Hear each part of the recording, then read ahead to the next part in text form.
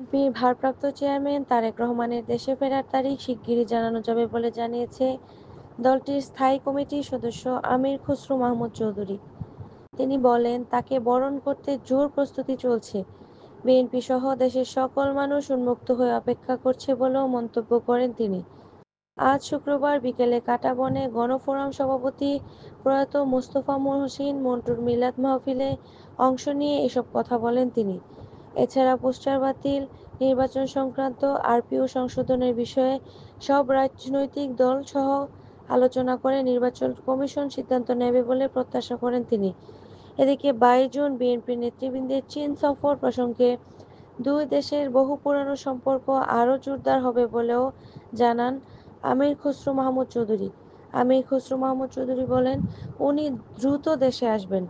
তাকে বরণের প্রস্তুতি চলছে। দেশের মানুষ, বিএনপির জনগণ সবাই ওনার অপেক্ষায় আছেন, ওনার প্রতীক্ষায় আছেন। সেটা উনি খুব ভালোভাবে জানেন। উনি প্রস্তুতি নিচ্ছেন, যেকোনো সময় একটি দিনক্ষণ সিদ্ধান্ত নিয়ে দেশে চলে আসবেন।